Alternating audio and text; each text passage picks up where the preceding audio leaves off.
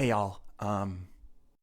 So here's the next one. We're going to be digging in to a little idea called solfege.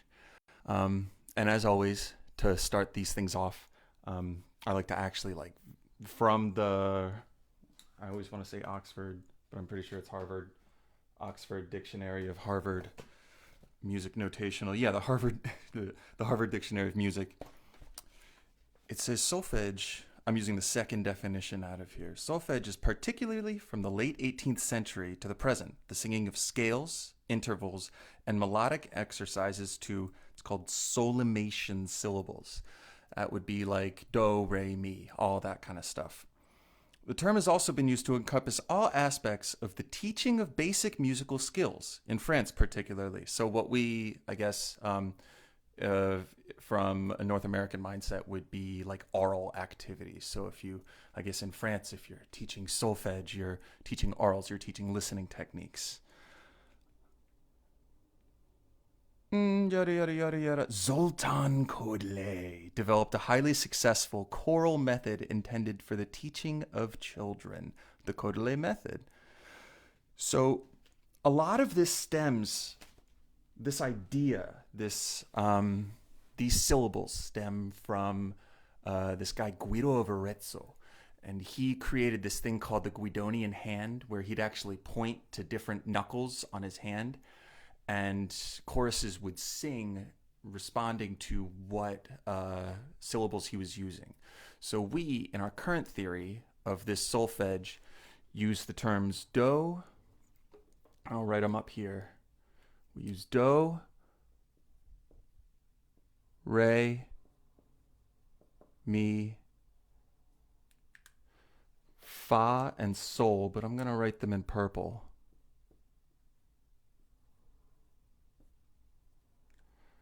And then la, ti, make sure I have the right number of boxes here, and do again.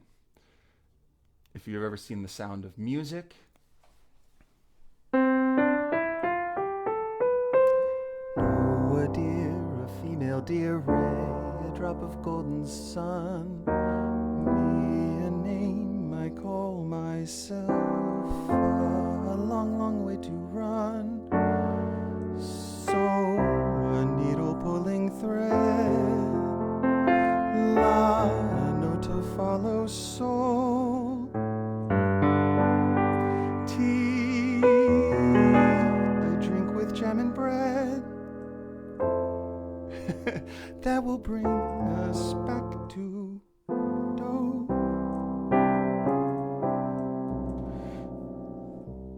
Essentially what that's doing is Julie Andrews in the movie is teaching these children these solfege syllables, and she's using them while she's teaching them, but she's putting little melody bits in between.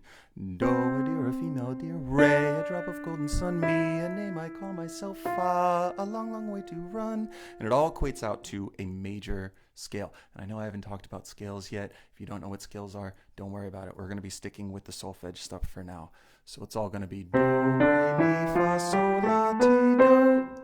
Major scale. Even just with that, you can create so much music. In fact, like most of what we listen to nowadays with like pop music will stay within this context. Not necessarily this scale per se, but it doesn't modulate. It doesn't change to different scales. Like for example, if I just keep doing, if I change one thing about this, it's a very subtle change.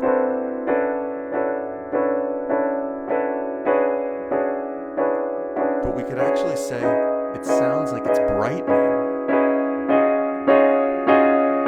For those of you familiar with Jacob Collier, that's a like big cluster idea of the mega ultra hyper Lydian oh my god chord, or mentality. So also let me know if like something's too loud, something's too soft, something's too blank, something's too blank. But what I'm going to do is I'm going to just start with these, and I'm going to give a little bit of an improvisation My right hand is only going to play these tones in the key of C major, but I'm going to use other tones around it to make different harmonic ideas behind it.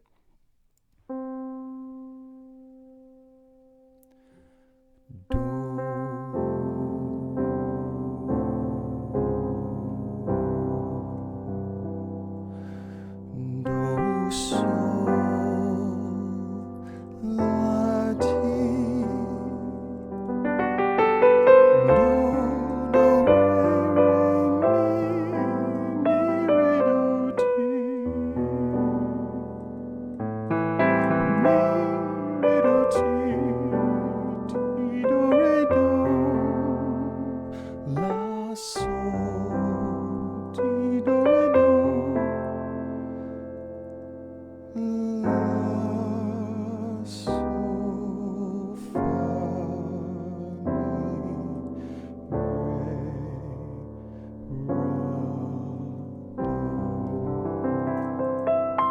All right, I stepped out for like 1 second just because I wanted to add the idea that if we look at Western music, we've got 12 tones, right? But this within the boxes is only 7. It means that we have 5 more sounds and colors that we can create, although there's more than 5 solfege syllables. If that's confusing, don't worry, I'm going to keep going with this.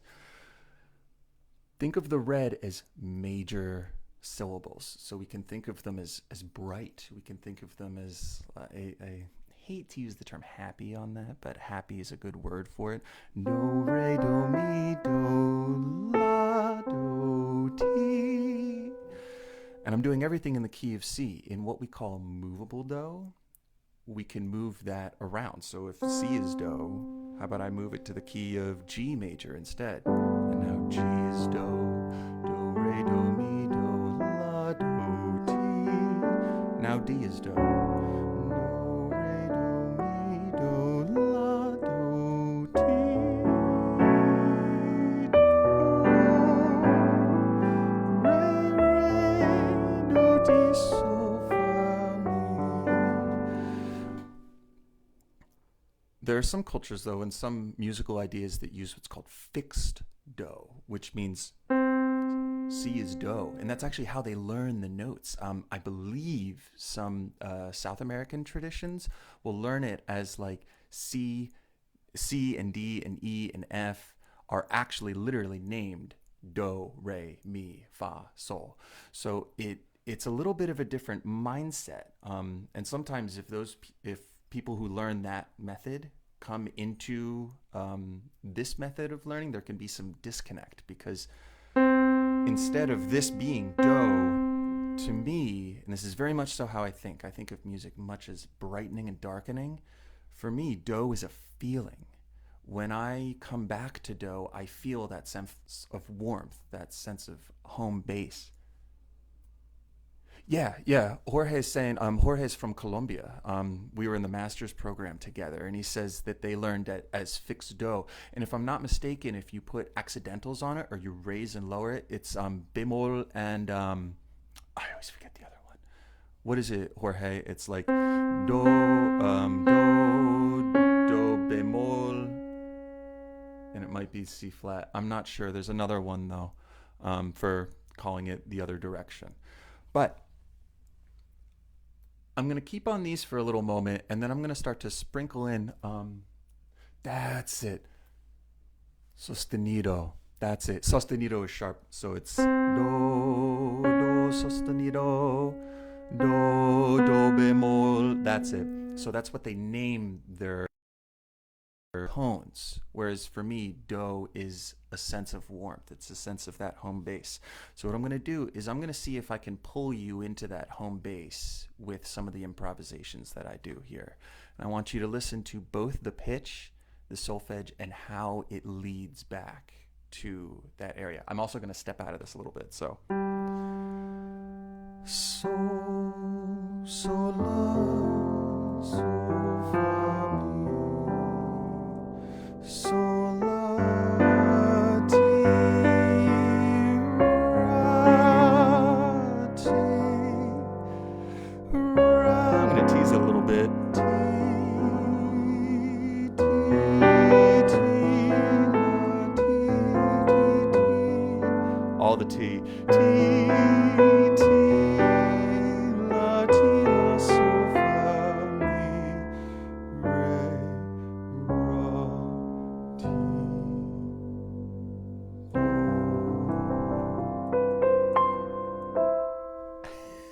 do. That was a super jerky improv. But do you get the idea how, and the more I do this, I want you to listen to that tension and release that creates from it, that feeling that you want it to go somewhere.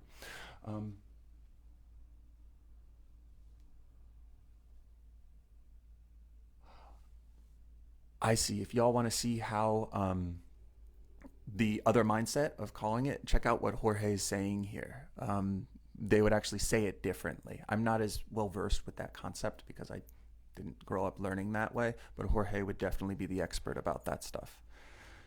So I'm going to change key now. If do was here before, let's make it do. I'm going to modulate up a major third with a chromatic median. More to come on that later. I always like just sprinkling in these little ideas so that when I say it later, if you heard it before, it's like you're coming back to it instead of constantly being thrown a bunch of stuff. But here you go. Dish. So do, ti, do, ti, do, ti, do. Ooh. Do.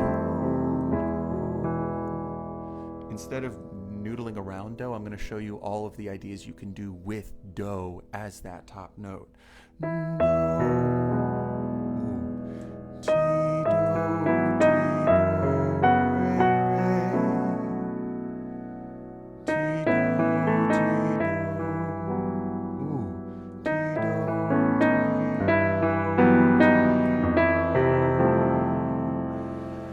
do. Do, fa, mi, ra, do.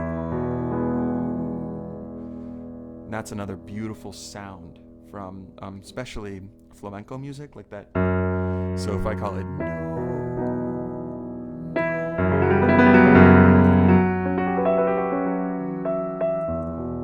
except you would never use solfege that way. That would be, what I just did would be like applying a Western concept to a completely non-Western music and like sort of bastardizing both. Ooh, I don't know if I can say that on this if I'm trying to make this, what else? Sort of noodling with both.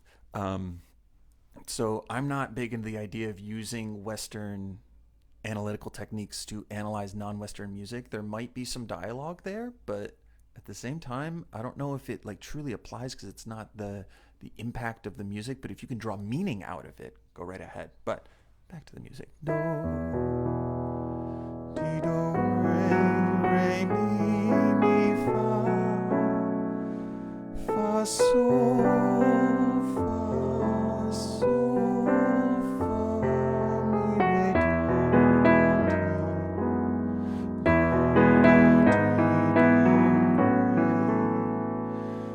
re, mi. This big sus chord. Mi, mi, mi,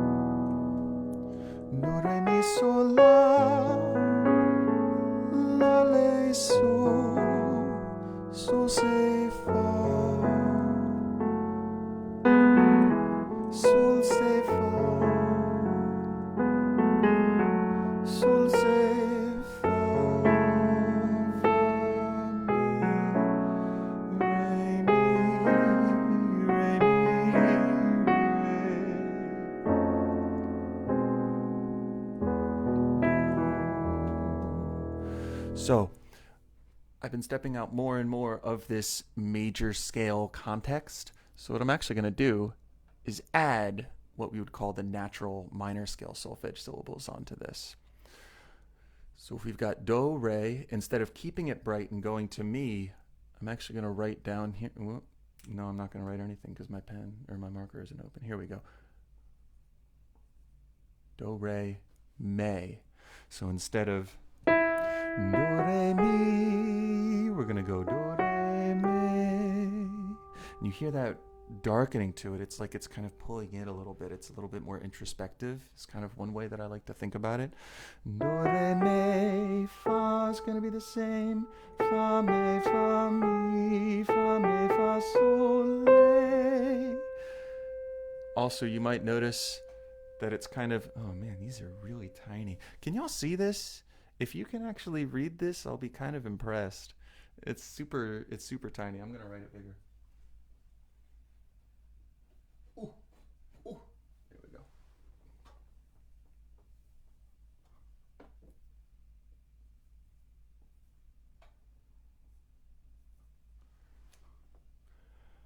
And then one more. Do, re, mi, fa, sol, la, ti.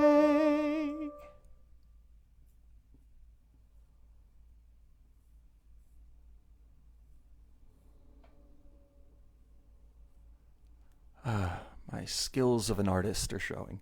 So what you'll see is I put these in between. Instead of it just being directly under me, I've put it in between me and Ray. And what you're going to start to notice if you have any keyboard background. The red can't be read that well. That made it worse. Oh my gosh, how did that happen? Yo, this is not helping anything. All right. The red is faint, bruh. The red is hazmat. Oh, ish. Oh, ish. Is that making it better or worse? I really can't tell. Also, because I'm not looking at the screen to seeing how it's translating. Is that somewhat better? I can read it from here. I'm pretty far back from my screen, but then again, I don't want y'all to have to be like zooming in. But so now I'm gonna, yeah. What if I move it up? That looks better. Actually, that's easier for me too.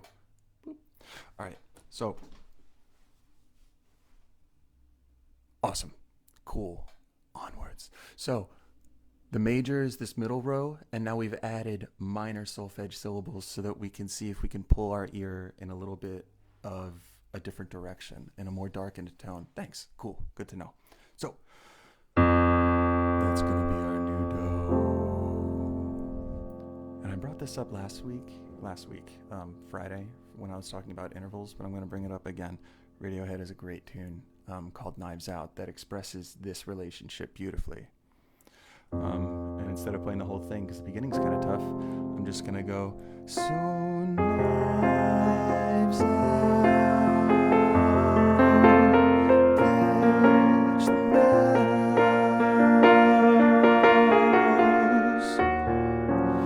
Just that much. That expresses this relationship to a T. Do, me, with this brightening, May is here.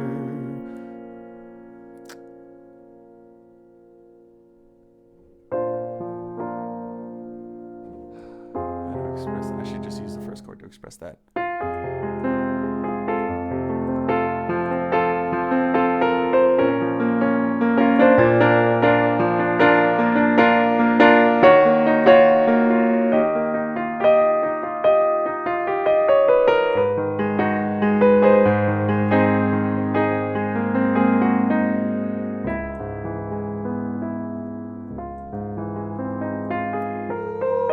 That's what happens when you mix your thirds, but the not good way.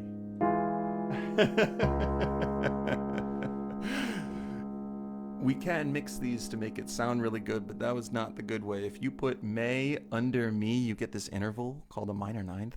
And it sounds kind of gross on its learn. Hey, there you go. Yo, it is a great song. Yeah, and it's definitely much better transcribed for the guitar than it is for the keyboard. You have to be careful when you're using these ideas like the May and the me together, because it creates a really strong pull. And you can make it sound good, but you have to have direction with it. You have to have somewhere that you're taking the sound.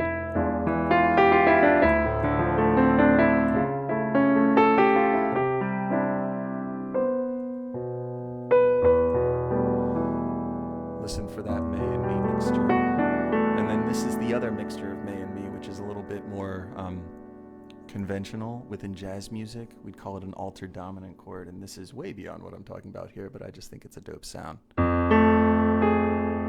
Ooh. This is like some bread and butter of my playing, though. I just spread this sound over like everything, and it's instant jazz.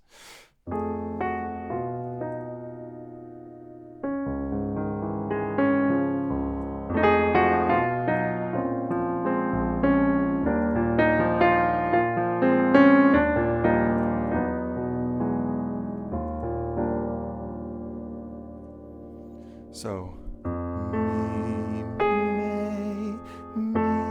Hear that octave now on the me's? Me, May, ra. No, but I'm not resolving it that way. I'm using these, how do I say this? I'm taking this solfege out of the context of a scale. I'm trying to use it as we would call it, like kind of atonal listening. So if you just heard this and took it out of the idea of being a dominant, I know I might be like zooming ahead a bit here, but once again, sprinkling breadcrumbs, like that Hendrix chord especially. That's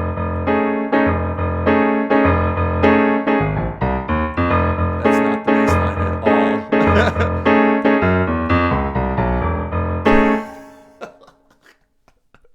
I'm sorry, Jimmy. But I want you to try and hear these individually. I'm gonna go free again and see if I can actually put these back into a scalar context where everything's pulling back to do. So, cool. F is my lowest note. If you're wondering how you can use some listening techniques to hear better, know where your range is, your own vocal range. And it's as simple as sitting down to your instrument, your piano, your guitar, tuning up that instrument if it needs it, and then just...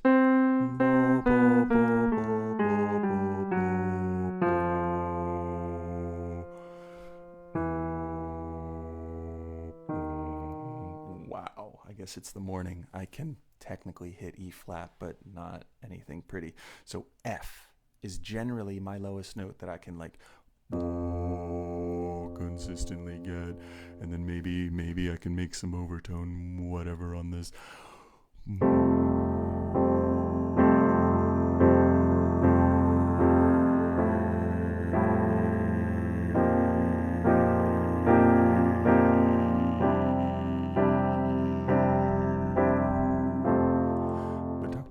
About that, he's the expert on all that stuff.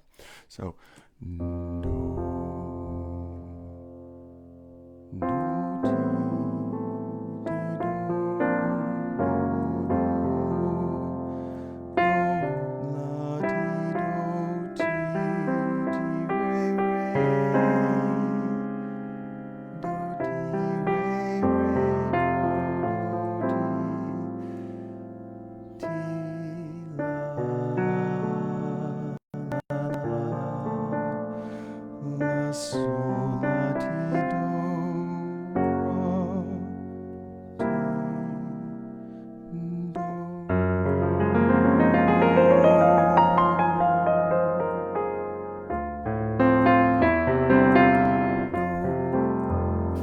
closed. Sorry, I wanted to just whoop for a moment. So even if we come back to do with our melody, sometimes the harmony and the implications under that melody can actually push it so that our feeling of release, that feeling of the home, isn't quite there yet. So once again, I did this before, but I'm going to try it again just because it's fun. I'm going to center around do using all these solfege, and we'll see if we can push back that feeling of release. Do, do, mi, re, ra.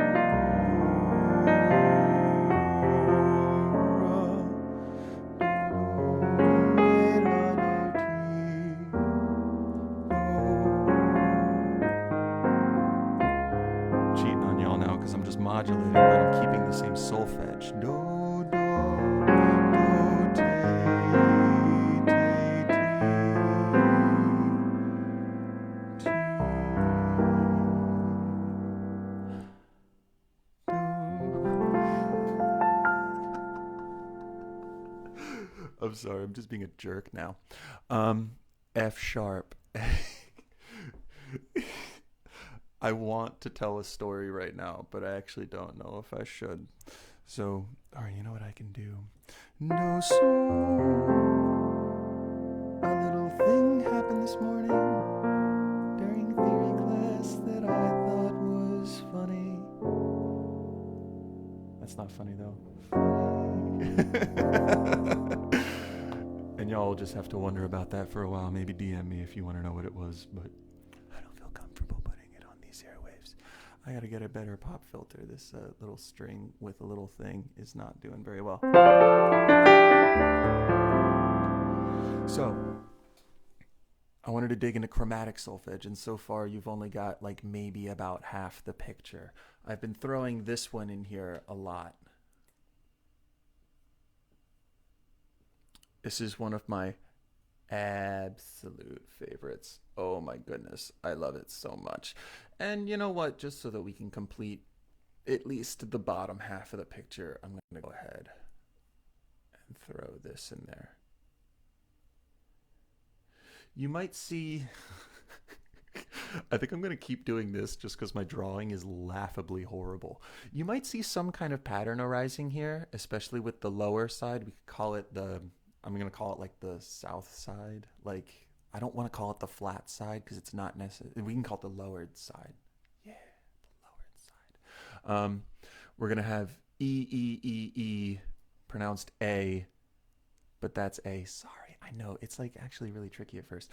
But me, say, lay, te are all ideas of pulling that. It's darkening it. It's instead of do, re, mi, fa, sol, la, ti, do, te, le, sol, se, fa, me, re, la,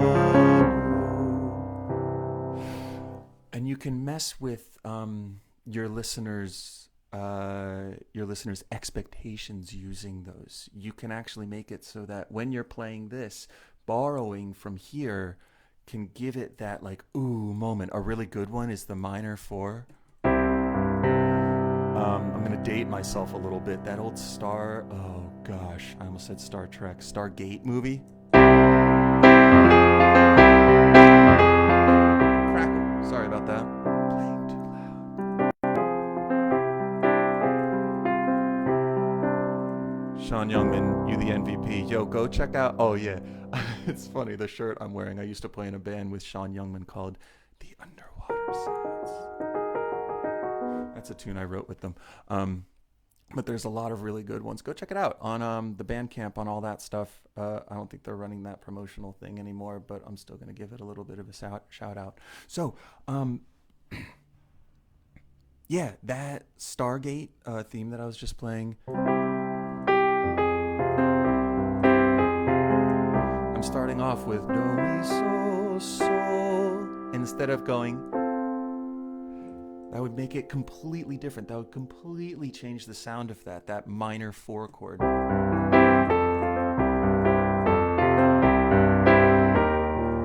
Nope, it's...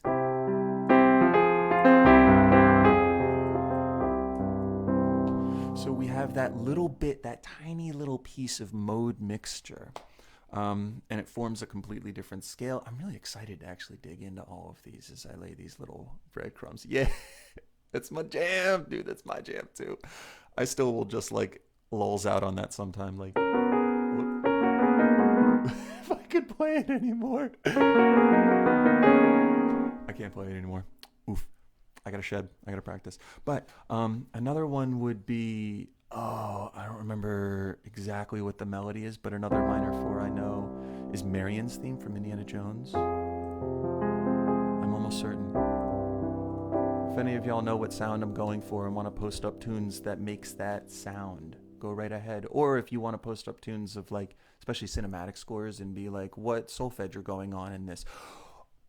Oh, that is super true. All right. I remember when my buddy Dave Trum first showed me this. I'm going to give him and his podcast a little shout out here. Sean and Dave Make Music is a podcast I was featured on a long time ago, but I'm going to give his podcast a shout out here. And he showed me that the solfege to E.T. and Star Wars is like 99% the same. And when you think of those themes like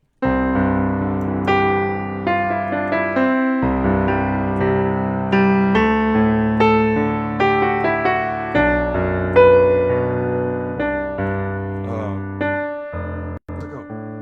There it is.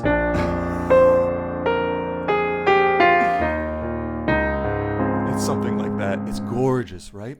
But that do sol fa mi re mi do sol la, and then it steps outside the key sol fi, and I'm not going to modulate the solfege. I'm just going to use the chromatic. But and once again, we'll get to the top side in just a moment. But do sol fa mi re do sol. They're the same exact solfege, but well, there's one slight little difference. But the melodic motion, whether it goes up or down to that solfege, makes all the difference.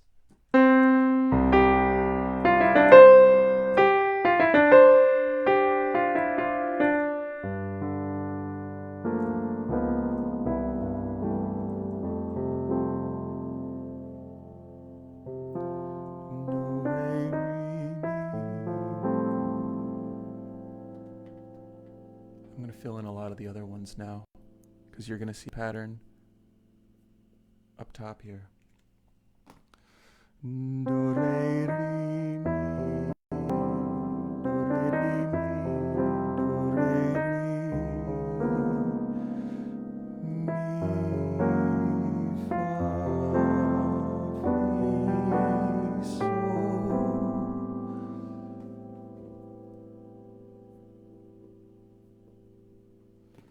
Sol, si,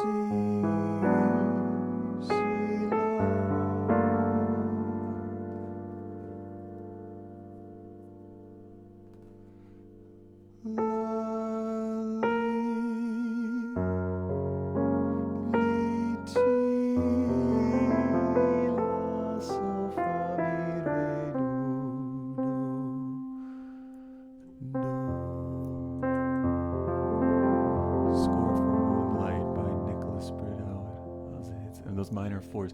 I'm not familiar with it, but I bet George is another one of my dub C music guys. That's not a T.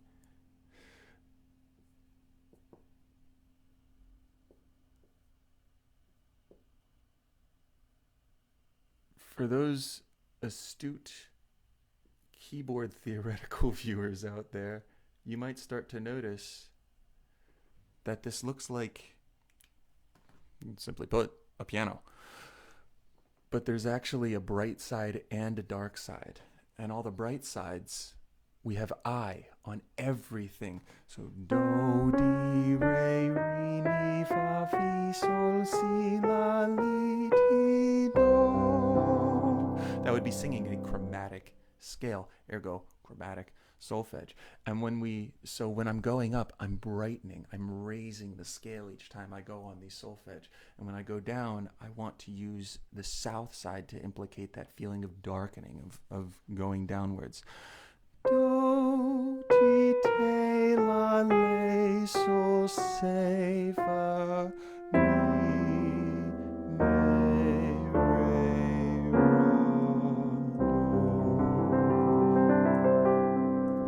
do. So this is kind of the entire idea. This is in the way that Western ears hear music. This is pretty much every single tone that can happen, every single implication and pull, outside of quarter tones and vibrato to kind of widen the tone. You make it feel like it's like you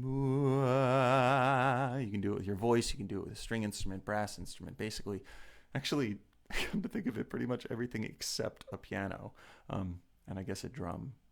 Except Sean does this really cool thing where with his hand pans where he hits a tone and then he waves his hand over to go more. It's really dope. But All right, for the ending of the time here, I think I'm just going to improvise on this and go ahead and leave comments if you're hearing any ideas or you've got any other movie scores that use these different tones or anything that you want to provide about this solfege stuff. So I may modulate too, but each time do is going to be my tonal center.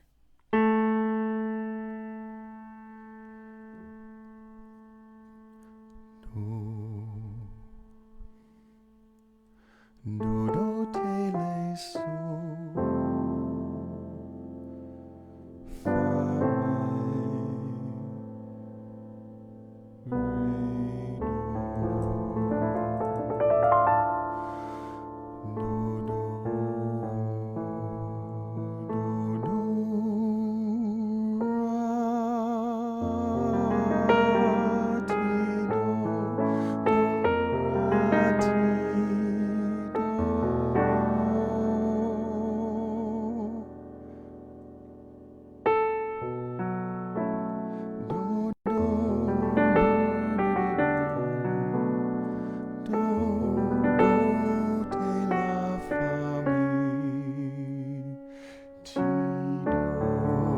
So I just changed do there into D major, or just the key of D. Do, ti, do, re, mi.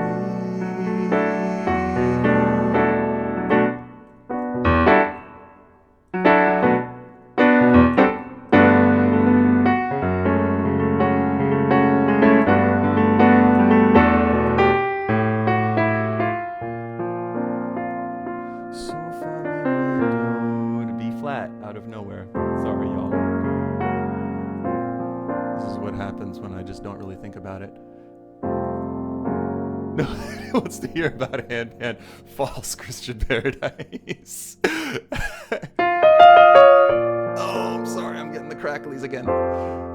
Everyone wants to hear about handpan. Go check out Pan Song. They're just releasing albums, posting all this good Facebook stuff for y'all to be listening to in all of the time that we are supposed to be away from each other, unfortunately. This is one way that maybe we can connect just a tiny bit. And now y'all got me going and I stopped thinking about solfege. And actually, I'm going to stop thinking altogether and just kind of...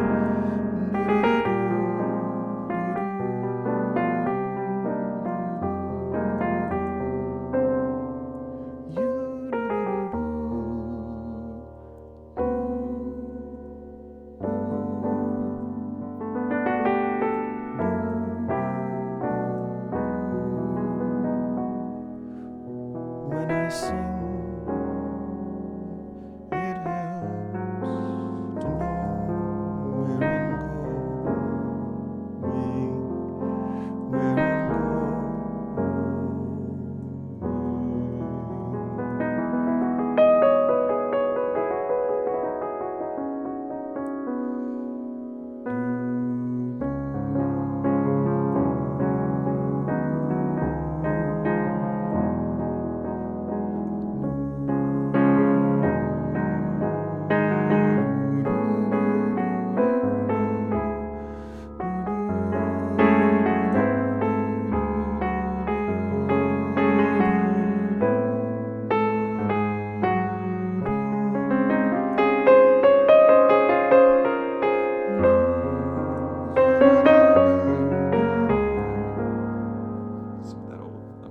sound. Sorry, I just touched my face. I'll go wash my hands, I swear.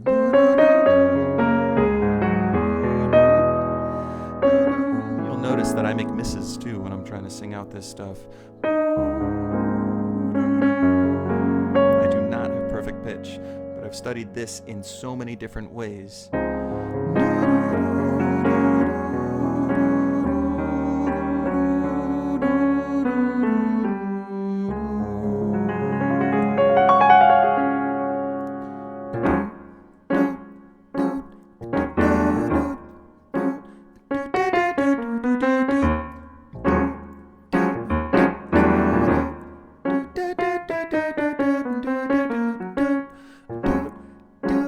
That's a little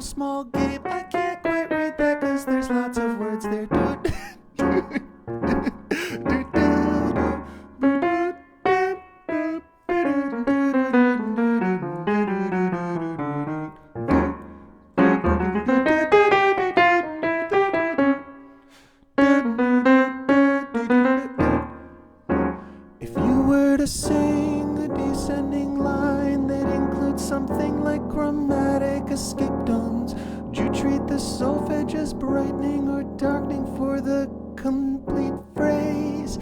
Wow, that's a good question. I'd think of it as brightening and darkening, yeah. So what I do if the tone wants to point up, I use the higher row. If it wants to point down, and that's where it's going, that's where I'd go. For example, I'd use the darkened and lower side, even if I went here after to lead to here. So here's what I'm gonna do. I'd still, for these, use the lower side, because that's the direction that I want to go.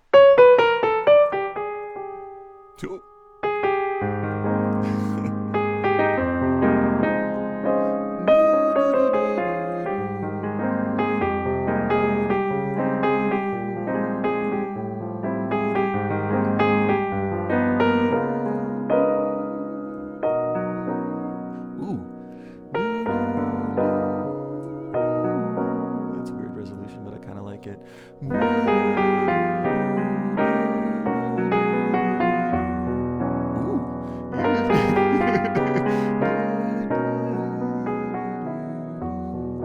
Oh, that's gorgeous.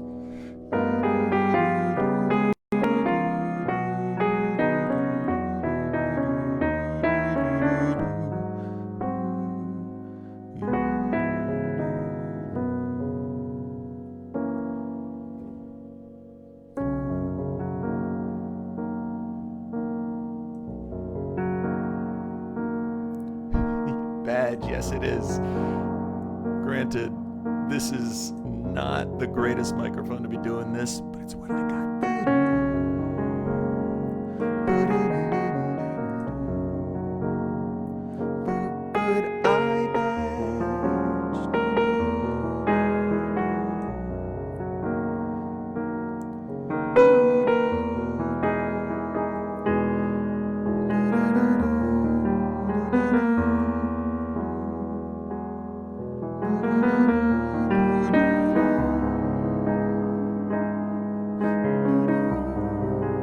I'm not staying within one key, but I have melodic direction.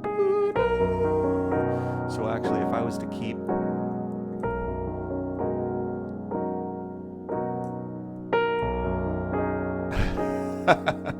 if I was to keep using solfege through all this, it'd be actually kind of tough,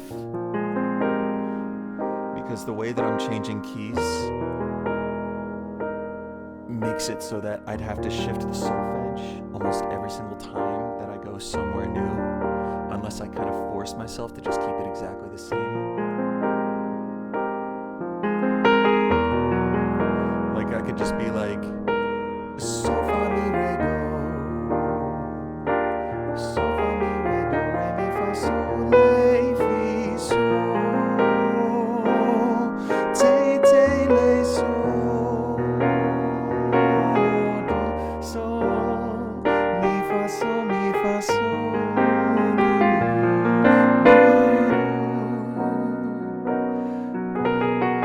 So when I'm playing and improvising, I'm not necessarily thinking in solfege, but what I have done is practiced solfege so that melodically I know where I'm going at any given point.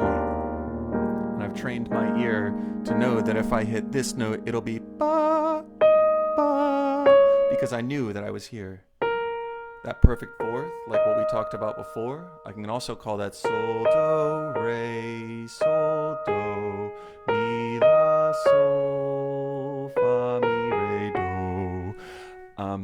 So I can use that to actually, it's like using what I know to figure out what I don't know, so that you're actually educating, you're drawing out, you're building upon your prior knowledge. But I'm going to improvise for like a little bit more, just for funsies. I want to go back to this idea. This was fun.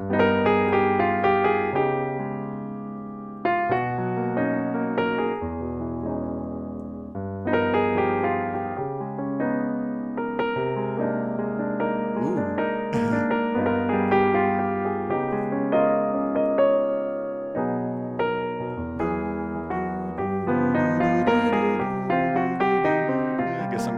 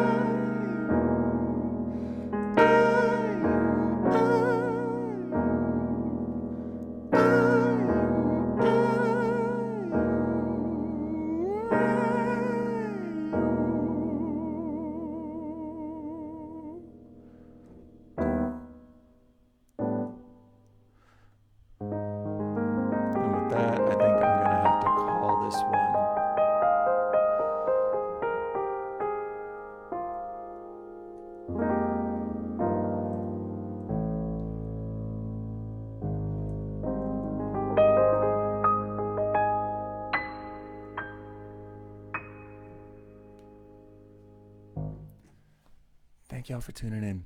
Um, I really appreciate you, especially in this time that we're not supposed to be physically close together. We can still be digitally close together. So I think embracing any means that we have to reach out and communicate with each other, spread knowledge, spread joy, spread goodness, spread whatever you can that is not bad vibes or bad things. Yeah. You know what? Just be careful about what you spread. but but yeah, take care of yourself. I'm going to continue to do these kinds of mini lessons and see if, as time goes on, maybe some of the cracks can get filled in. And also, if you have questions, feel free to just post them in the chat. If you're like, hey, talk more about this thing, and then I'll improvise on that and see if I can bring up a topic that might help you.